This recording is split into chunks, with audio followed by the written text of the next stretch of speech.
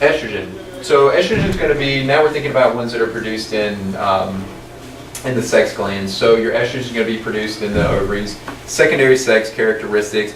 The way I want you to begin to think about estrogen though, and this is the part of it that becomes clinically relevant, and this is how you can begin to decide which hormones you need to start pinpointing and beginning to focus on, is that estrogen is going to have a propensity to increase fat and water in the body.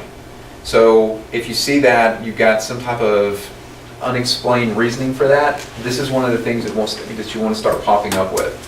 Another thing that estrogen is pretty responsible for is increasing coagulation, platelet aggregation.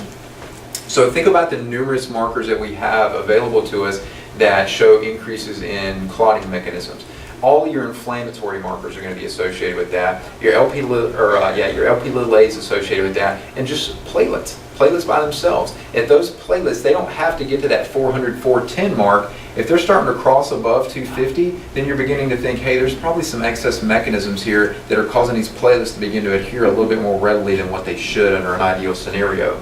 I always think about this when I talk to patients. The example I'll use with them is, do you remember the Yaz commercial or any birth control commercial you've ever heard, and you get to the end of it where they're spitting off all the symptoms at 110 miles an hour, right? There's a part in that that always says with the birth control, if you're a female, you're over the age of 35, and you smoke, you probably shouldn't be taking birth control, or you should talk to your physician about it, right? This is the main mechanism behind that. And if you look at what birth control is, birth control, with very few exceptions, are estrogen mimicking hormones, right?